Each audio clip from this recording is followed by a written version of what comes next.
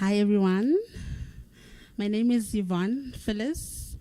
I am the co-director of operations at The Forge, and I'd like to welcome everyone and thank you for joining us today as we commemorate the 173rd commemoration of the first publication of the Communist Manifesto, which has now come to be known Red Books Day. So today we have a program that is going to run as follows. We're going to have a reading of the Communist Manifesto, or an excerpt from the Communist Manifesto read to us in isiZulu.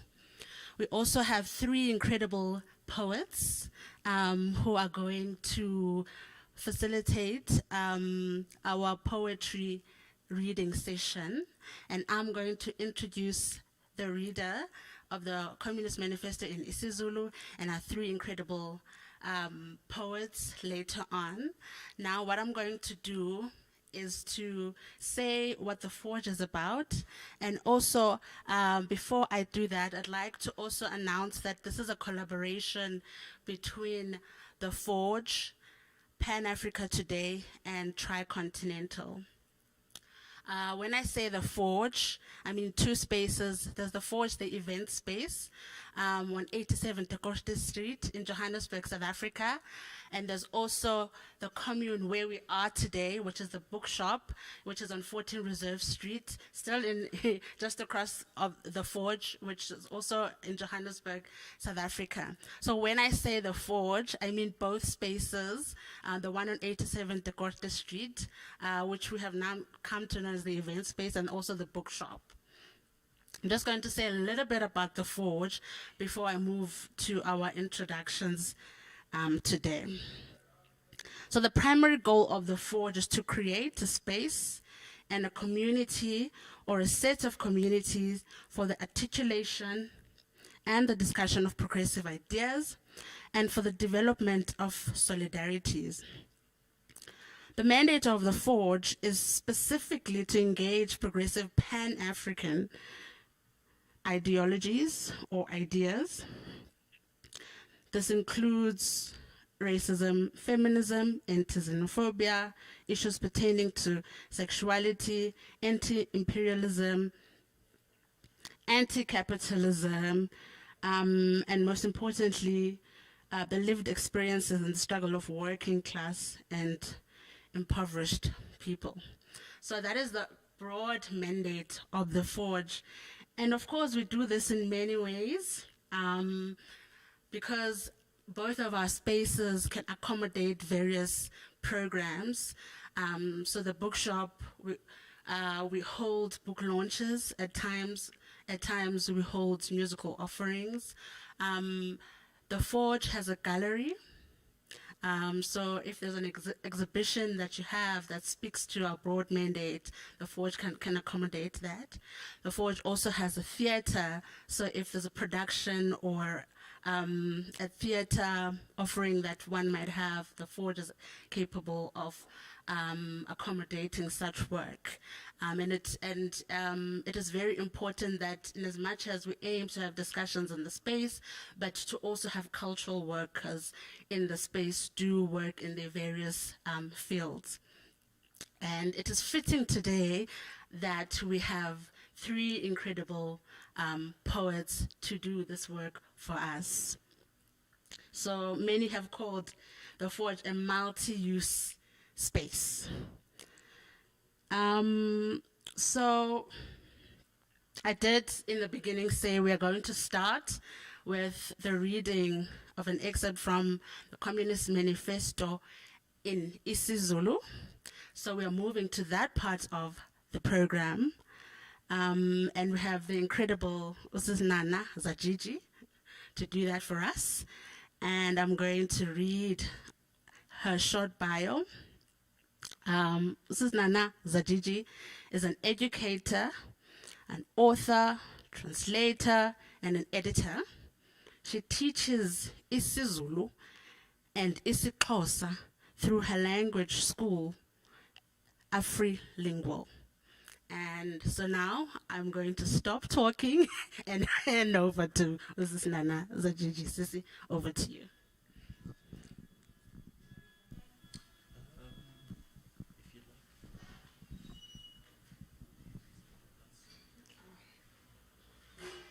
Hi. My name is Nana Zajiji. I'm going to be reading the Communist Manifesto in isiZulu.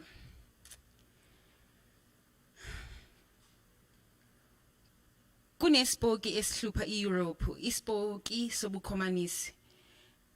Zonke iziphathimandla zeEurope endala zakhe umfelandawonye ongcwele ukuze kuphephethwe lespoki.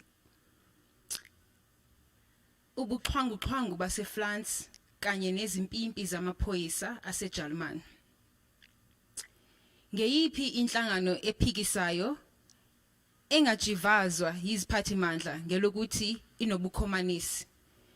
Ngeyiphi inhlangano ephikisayo engaziphenduleli kulezinye izinhlangano esezithuthukile ezindleleni zazo zokuphilisa nakulezo zeziphekula zikhuni ngaleli chaphazi lensolo yokuba zinobukhomanisi? Kubili okuvela kulamaqiniso.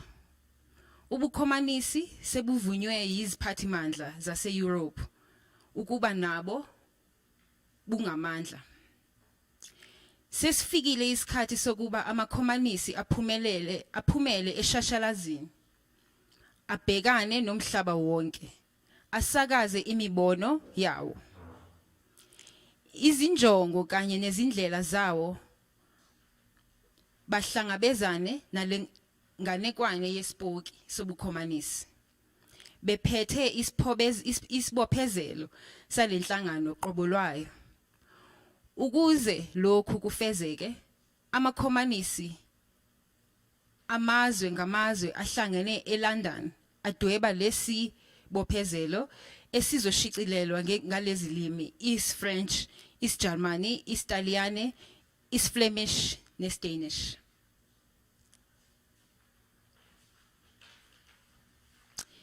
Ngizofunda isahluko sokuqala onxiwankulu nesigaba sabasebenzi. Umlando wabantu bonke emhlabeni jikelele kuze kube manje ngumlando wemizabalazo yezigaba. Phakathi kokhululekile nesigqila, kwesigwili kanye nomfokazane, kulo olilunga eliphelele lenyonyani yezingcwethi yemisebenzi yezandla kanye nesishozi sakhe, ngelilodwa phakathi komcindezeli kanye nocindezelwe, bahlala bejamelene njalo, belwa impi engenamkhawulo, impi ethi manje ishoshe phansi futhi ibuye iphumele eshashalazini, impi ethi zikhathi zonke iphelele ekuguqukeni kwendlela yokuphatha ezweni noma iphelele encithakalweni yazo zombili lezigaba ezincintisanayo. Ezikhathini ezedlule simfumanisa emlandweni ukuba cishe ndawo zonke umphakathi uhluleke uhlolo. Ningi bezikhundla. ERoma yasendulo kunama-patrician, ama-knights, abantu nje izigqila. Ezikhathini ezimaphakathi kutholakala izinkosi, amakhosi akhonze kwamanye, induna yomsebenzi wezandla, labo abasebeqedile ukufundela umsebenzi othile wezandla, labo abasafundela umsebenzi wezandla, abasebenzi basemapulazini. Cishe kuzo zonke lezi zigaba kukhona ezinye ezincane. Lo mphakathi wobunxiwankulu banamuhla umilele emvithivithini yombuso wamakhosi, zange uqede umbango wezigaba. Umphakathi wobunxiwankulu wakhe ezintsha izigaba, izimiso ezintsha zencindezelo, imizabalazo emisha ethatha isikhundla saleyo yakudala. Lezi nkathi zethu yizinkathi zobunxiwankulu, zigcamise ngalesi sici, zenze ukuba umbango wezigaba ube sobala. Umphakathi noma izwe lonke lihlukane amaqembu amabili abangayo. Lihlukana izigaba ezijamelene, onxiwankulu nesigaba sabasebenzi. Kuzisebenzi zasemaplazini zesikhathi esimaphakathi kwazalwa khona abalimi abanemvume emadolobheni asendulo. Imbewu yokuqala yonxiwankulu iqhumise kulaba balimi. Ukufumaniswa kweMelika nokuzungezwa kweKapa kwavulelwa lo nxiwankulu abakhulayo amathuba amasha. Izimakethe zaseNdiya naseShayina, ukubuswa kweMelika ngabase-Europe, uhwebelwano namazwe abuswa ngamanye amakholoni, nokwanda kohwebelwano nempahla, konke lokhu kwanikeza uhwebelwano uqondiso lwemikhumbi, izimboni, uvuko olungakaze lwabona phambilini. Futhi kwanikeza uvuko kulabo abebehlose ukuguqula isimo sokubusa kulemi xegexege yemiphakathi yesikhathi esimaphakathini.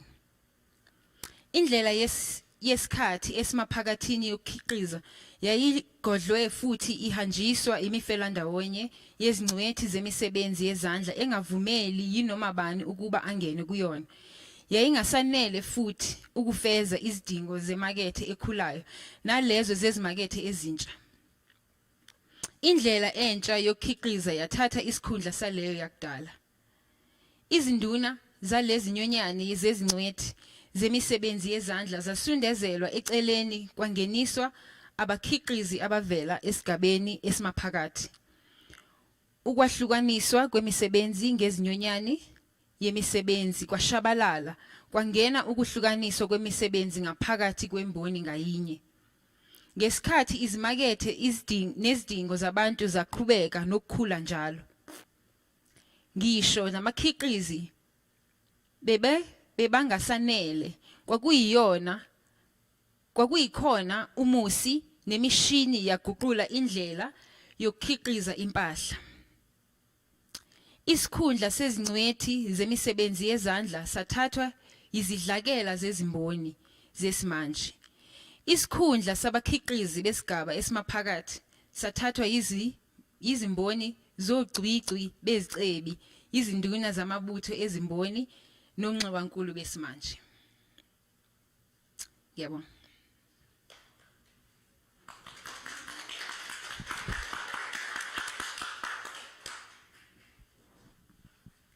Sibulale kakhulu kusiswethu sisinana Zajiji ngokusifundela i-Communist Manifesto ngolwimi lwesiZulu. Ngoku sizawugqithela kwisigaba sesibini seprogram yethu, which is the poetry session. Ndiza kufunda i-bios ze-poets zethu zanamhlanje. Sizazifunda zontathu ngehlobo ebezawulandelana ngazo. Ihlobo ebezawulandelana ngalo lihamba ngolu hlobo. Sizawuqala ngomo-Afrika Mokgati, size ngoVangile Kantso, sigqibelise ngoFrank Menkes. Ndizawufunda ke ngoku. Zibhalwe ngesilungu, ndizazifunda ngesilungu.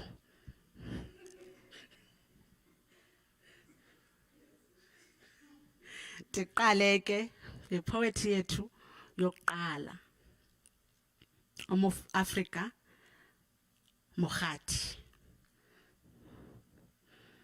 Mokgati Mvubu, known as Mo-Africa Mokgati, is a Mamelodi-born South African-based multifaceted artist who is a writer, poet, performer, cultural activist, teaching artist, award-winning radio broadcaster, and a stereo civic leader amongst many in her talents.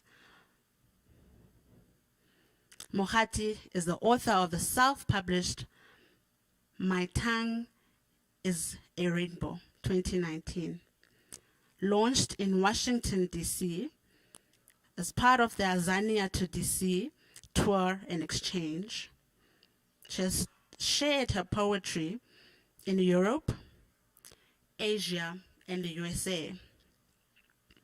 Some of her works have been featured on community and online publications, national sub-Saharan radio stations like SAFM, Kaya FM, Ubuntu FM, and Channel Africa, and TV shows like Trends on DSTV Channel 404. Mo Africa is a co-founder of Hear My Voice, an NGO that uses poetry as catalyst to address social issues. She sits on ECHO, short for Association of Independent Record Companies, as an executive director and board member advocating for indies in the country. So let's give it up for Mo Africa Mohati.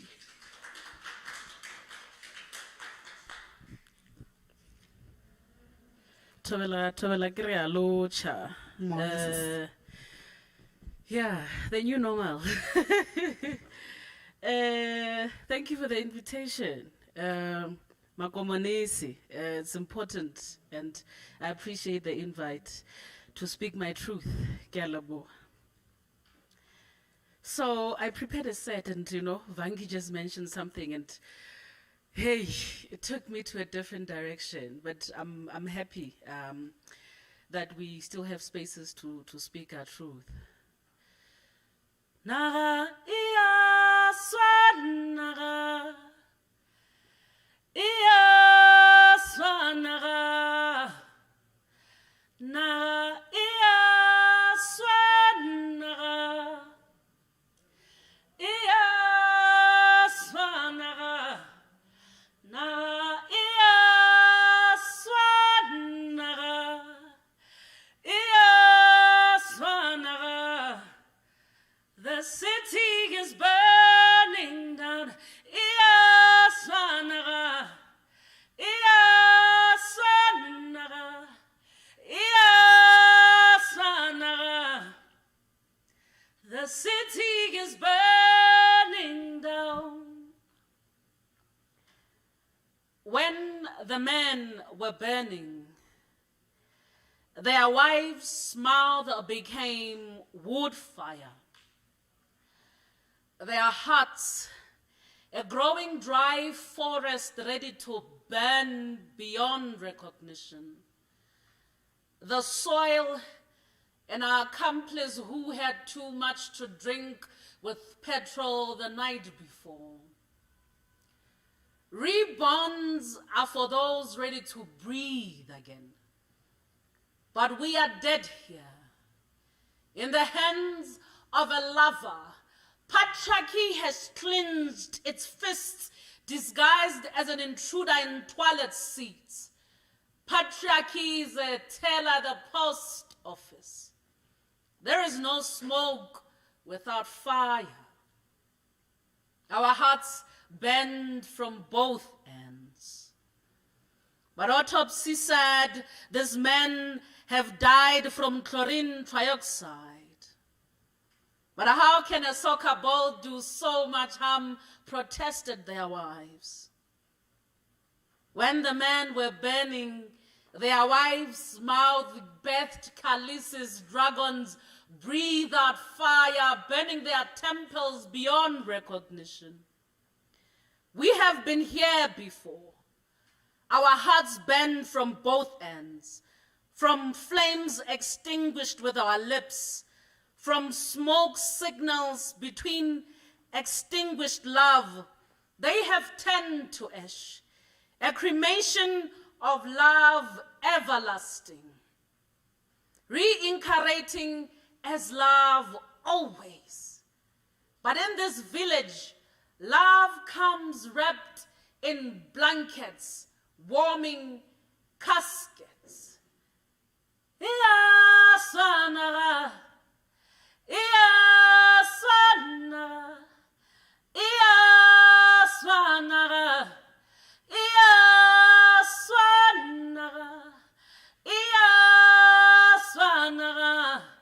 Iswalore lore le tomotse mahlo. iswa lore le re lebeletše fela re ramasedi le rena re bagago re rana wa re kwana re dumela ka dipelo re kwatama ka dikhuru le rena re bagago naga e a swa lore moloko wa basadi wa hwelela naga e a swa the city is burning.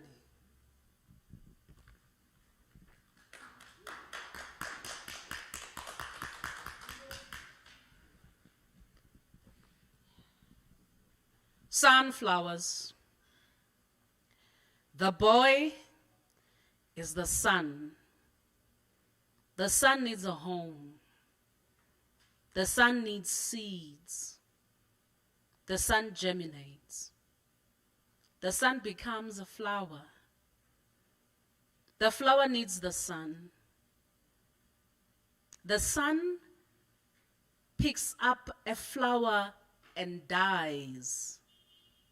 In this village, suns die picking up flowers.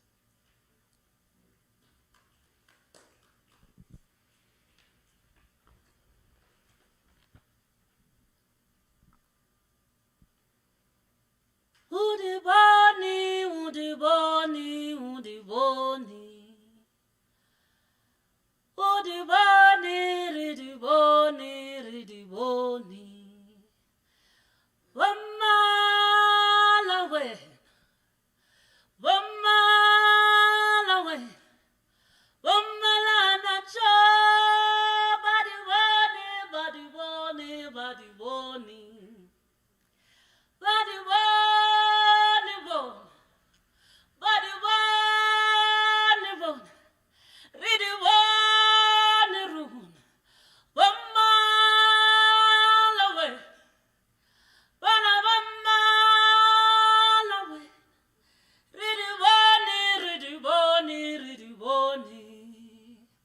Bana wamalawe.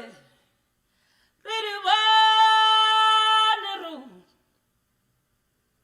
Living home in shekels can never hold space for your freedom. Privilege, like rain clouds prevailing always. When the pigmentation is the right color, stratocumulus will make it rain.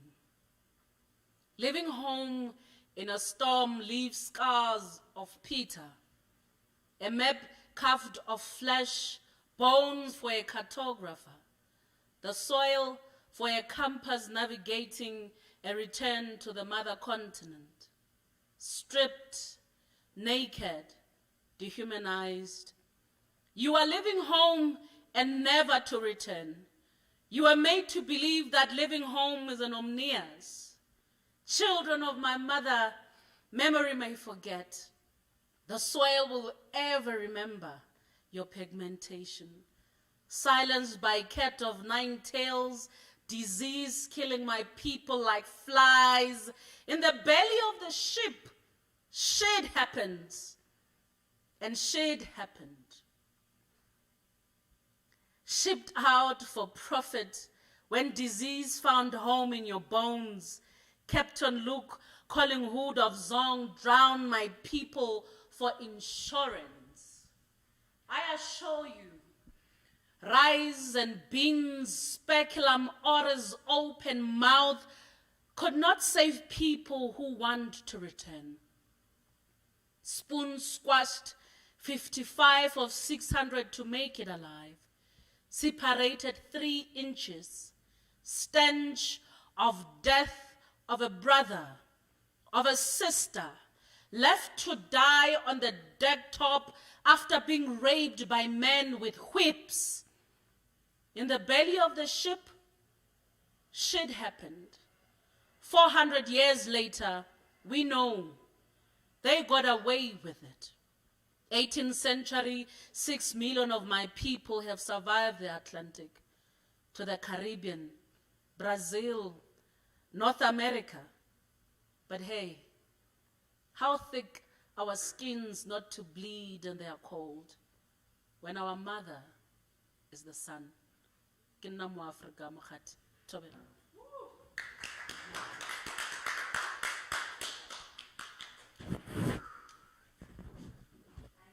Hi guys, we can do better. Give it up! Thank you so much, Mo-Afrika. So now we're going to move to our second poet in today's program. Igama lakhe nguVangile Gantsho. I'm going to read her bio as she walks to me. uVangile Gantsho is a poet, a healer, and co-founder of Impepo Press, unapologetically black woman. She has traveled the continent and the globe, participating in literary events and festivals. Gantsho is the author of 2 poetry collections, Undressing in Front of the Window, 2015, and Red Cotton, 2018. She holds a Master of Arts from the university currently known as Rhodes, and was named one of Mail and Guardian's top young 200 South Africans of 2018. Her latest collection, Red Cotton, an exploration of what it means to be black, queer, and a woman in modern-day South Africa, was named City Press Top Poetry Read of 2018 and longlisted for the National Institute for the Humanities and Social Sciences 2020 award. Let's give it up for uVangile Gantsho. Woohoo!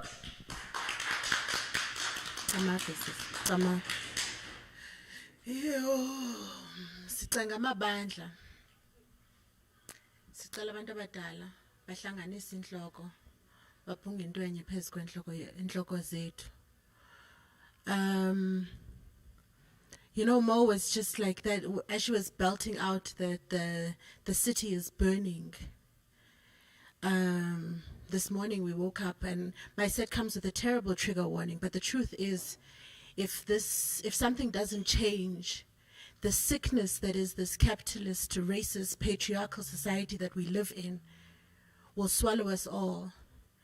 Because you can't kill your mother and expect to live. You can't constantly attack and destroy women and not expect that, you know, Ingulo is not going to seep in and self-destruct.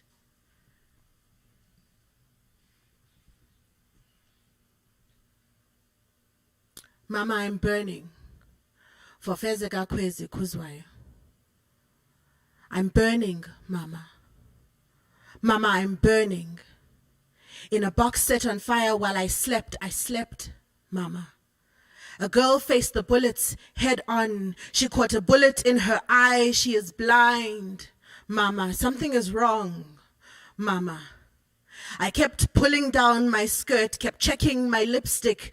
I was hiding in this box. They found me hiding. Mama. This fire is an uncle you trusted, Mama. An uncle who promised to watch me. And while you were gone in my sleep, the fire burnt me, Mama. While you were gone, while I was sleeping, I forgot to pull down my skirt. I put too much lipstick on. I'm burning, Mama. Mama, I'm burning. Tonight, there is no blues, no black, no dark, no light.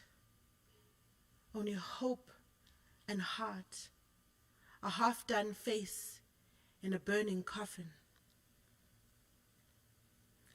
2 beautiful men push me onto a bed.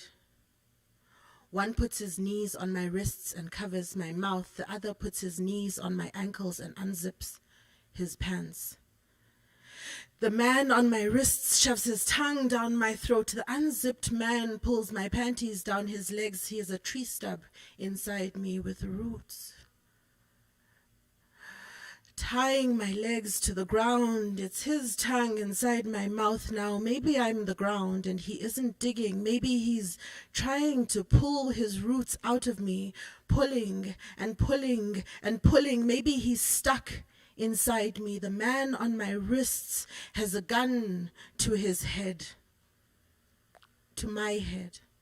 He rubs it against my hair, grunting. He is now unzipped. The tree stub is on my wrists. All I feel is the first shot. Everything else is him moving and breathing and licking the tears down the side of my face. When I close my eyes, I look for God. Where is she? I tell her I'm sorry, and I promise to be happier and to drink less, and I won't talk to strangers no matter how good looking they are. And if she can't make them stop, I beg her to make me sleep. She doesn't let me sleep. She makes me the ground again, with a tree stuck in between my legs, and again I am shot and wake up on a pool of red. This morning we woke up to the news of a friend of ours who had been kidnapped, raped, brutally assaulted, and the police said they couldn't help us find her because they needed her to send a location. It took people rallying together and contacting a security company, a private security company, to find her and save her, which means it was possible to find her, which means they just didn't. They didn't even try. That's the country we live in. This is the country we fought for. Because my father fought for you, he gave himself to you. Instead of spending time with us, he lay on cement floors, under beds, in wardrobes, behind dustbins for you. He forced my mother up and down from prisons to hospitals to prisons, baby on back searching for him because of you. For you, my mother nursed, sold, sewed, worked hard when he couldn't work for us because he worked for you. So I expect more from you. Because my uncle left home post-matric for you. He left his leg in Lusaka for you.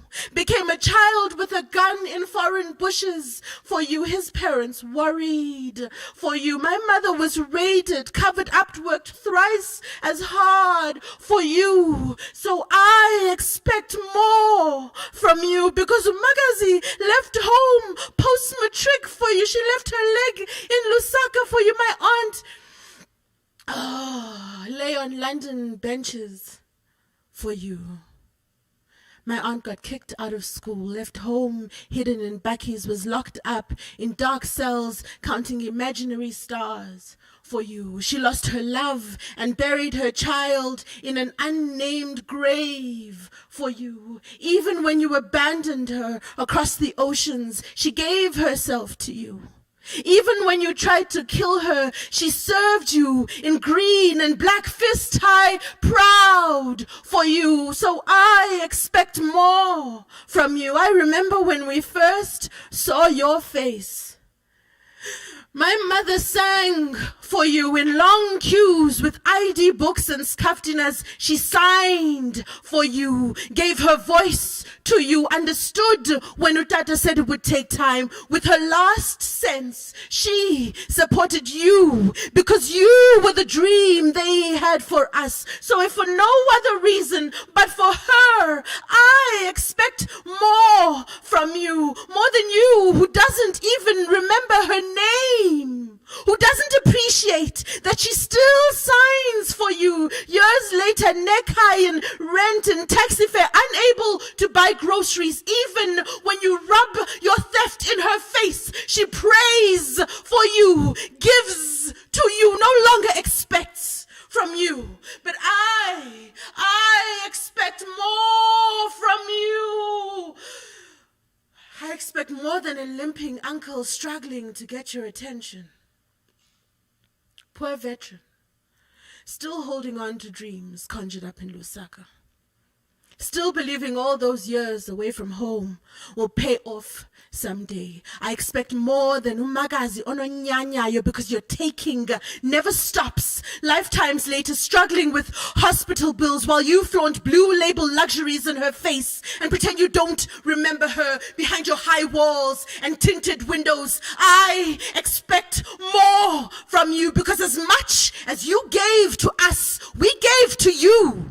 Always, with our lives and our limbs and our children, we gave for a dream you keep taking from us. With each cross you take and all we get are broken promises, cheap t-shirts, or chomi on pot-belly stages. We get raped by our fathers, our homes get broken into, and still your taking never stops. We have filled your stadia. We have sung your praises. We have devoted our lives to you. So damn it, I expect more from you.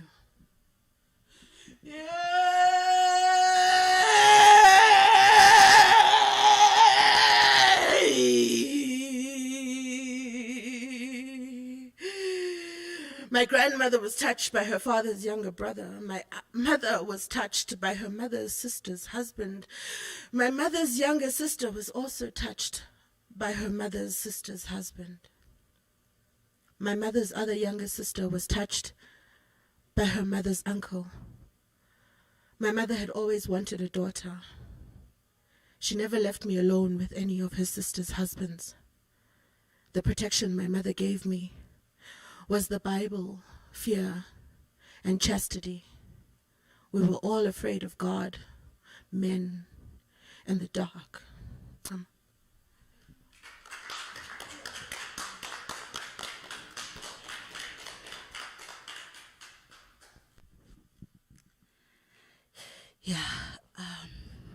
Thank you so much, Vangile, for that. So moving, so true, so relatable. Thank you so much for that.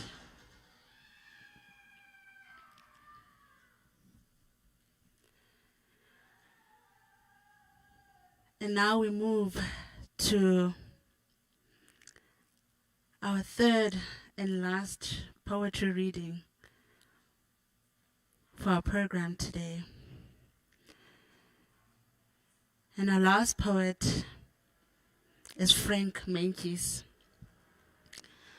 I'm going to read Frank's bio. Frank Menkes works in the field of social development. He's a visiting research fellow at Wits University and a social change activist. Frank has been contributor to the cultural struggle that formed part of South African liberation struggle.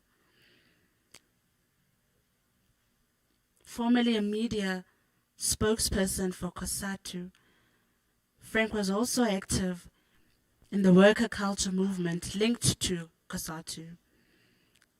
Together with M. Hlatshwayo, Frank produced a special edition on culture worker. Let's welcome Frank Menkes, everybody. Give it up for Frank. Thank you. So starting off by just showing these books. Books I'm looking at, books I'm reading. Also looking at books that follow in those great tradition of the analysts, the great thinkers, Marx, Lenin, and so on. These authors have taught us that it's so important to understand the world, but more important than that is to change the world. And I think the difference between understanding the world and changing the world, of course, is consciousness. And sometimes we wonder, why do people understand so much, for example, in South Africa, about corruption or about patriarchy, as we just heard, but we are not doing enough in terms of action. And that difference is consciousness. So when you read the text, you should also read the world around you. And by combining the two, we lift our consciousness. So thanks to the commune for inviting us to this important session. So just a couple poems which will really relate a lot, I guess, to the issue of workers, and hoping to link, I guess, to the other inputs we've had. I'm so honored to be sharing the stage with Nana, with Vangi, also with More Africa, and I think these struggles are always, always, always interlinked. So the first poem is called Boardroom, and it situates the shop steward within the boardroom. He enters the boardroom, leather jacket, borrowed tie, the look he gives unflinching, facts or dare. He tells them, the bosses, that he communes with others. His words are potent, brutally simple. For the rest, his hands are bare. He surveys the room, images of past chairmen. His boots, a blemish in the poshness, eyes wide, you watch him stare. Spirits of the dead rotate, images of survivors, those who died, a man in a blanket, but for them, they don't care. Many lies, little courage, the strong cologne of compromise in the air. In these headquarters, truth shrinks. Here in this hallowed house, this place of spite, withering souls is nothing rare. That will be my first one.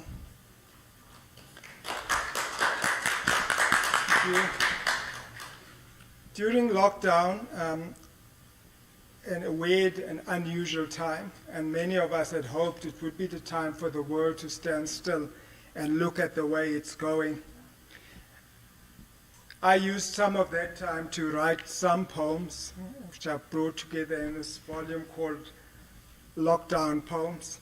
And what interested me in that time was, as soon as the hard lockdown ended, the first demand from the bosses was for workers to go down the mine, long before parliamentarians even went back into parliament. I think they might not yet be back in parliament. I mean, you have to ask yourself, what is the need for minerals, for gold during a pandemic? It's not as if we need it to survive, but it's that process of continuing to make money from the bodies of black people. So this poem I'll read, I've written two on that topic. One of them is called Mine Dust, and the other one is linked to this idea that the bosses were rushing to have the workers back in and down the mines. So I'll begin with Mine Dust.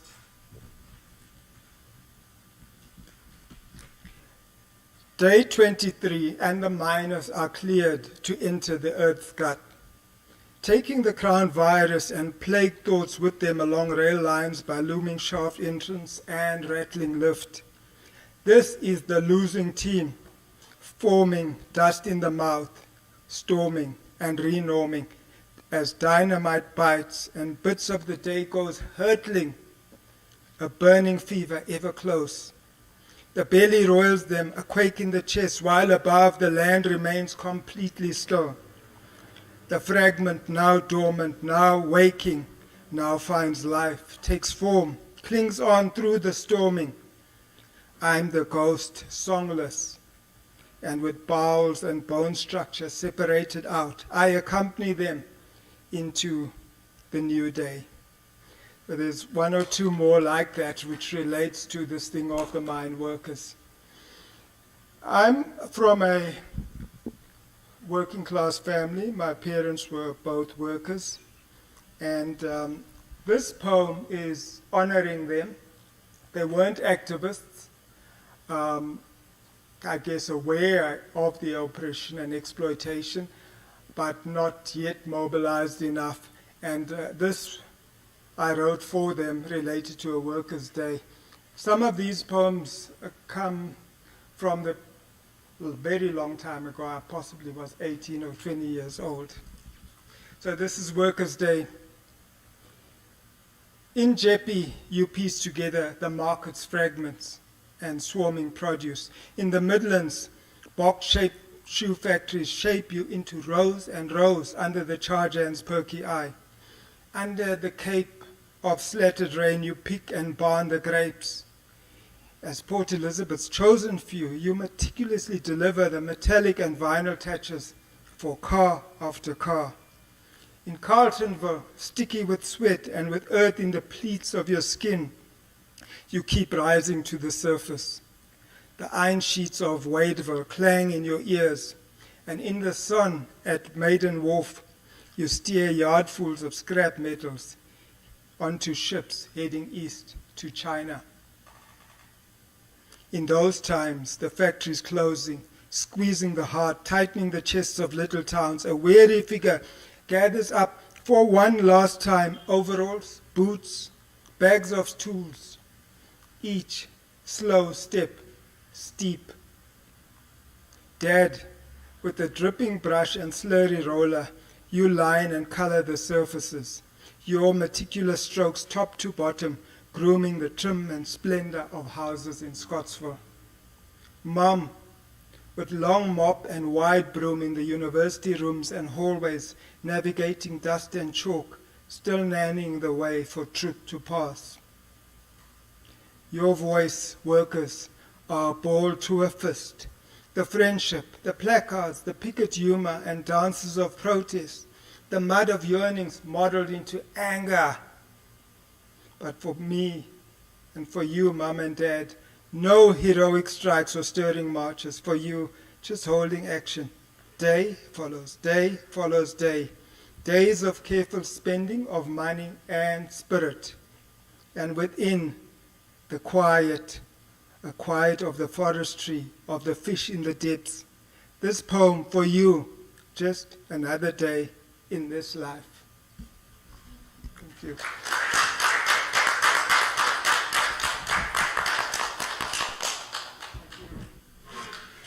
Thank you, Frank. Thank you so much. Thank you so much. Let's give it up for Frank Menkes. So that brings us to the end of the poetry session. I'd like to just say something before I hand over to our co-director of public programs to say a few words. Yesterday, the Forge had the pleasure of being in conversation with Professor Ruth Wilson Gilmore. And in that conversation, she reminded us of the complexity and the magnitude of the struggle. So she says, what we are constantly trying to untangle and struggle against is the relationship, and she does this talking about racial capitalism.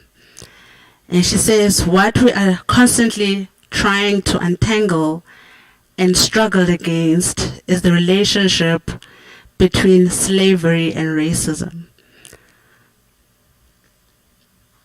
and labor and unfreedom. And she argues that at our peril,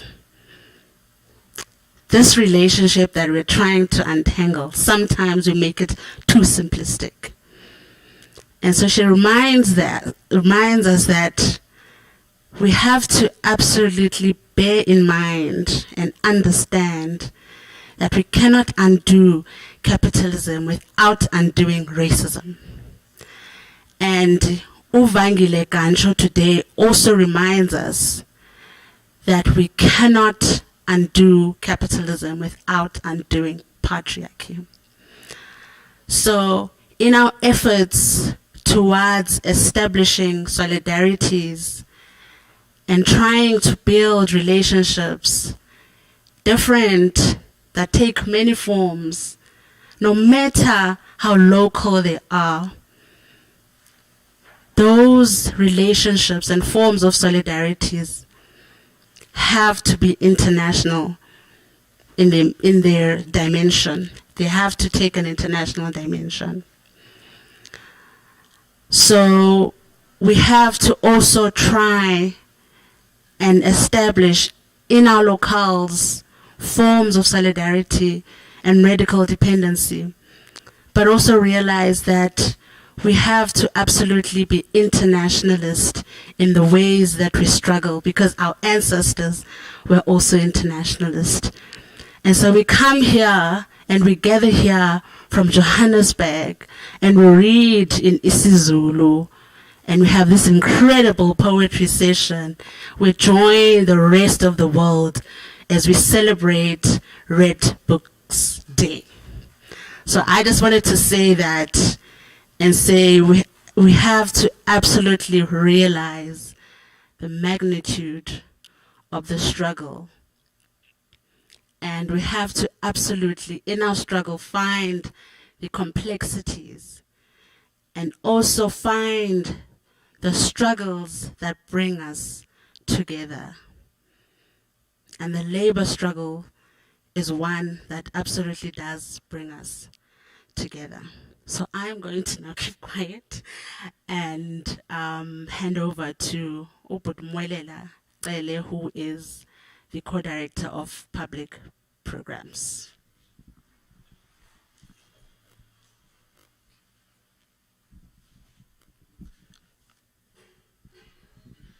No, owami kuncane nje kakhulu. On behalf of Tricontinental, the Forge, the Commune, Pan Africa Today, I just want to express appreciation, to say thank you for watching, and ngibonge kakhulu ngale ngawe nana siyabonga ukuthi usifundele i-Communist Manifesto le esi-celebrate today. Usifundele i-Communist Manifesto ngesiZulu. Ngibonge uVangi, siyabonga kakhulu sisi ngama-poems osenzela wona. Ngibonge no More Africa, siyabonga naye kakhulu sisi ngama-poems asenzele wona. Thank you very much, Comrade Frank. Thank you for your poems. Thank you. And thank you to colleagues and comrades, those who are here and other comrades who are at home. Thank you very much. Sure.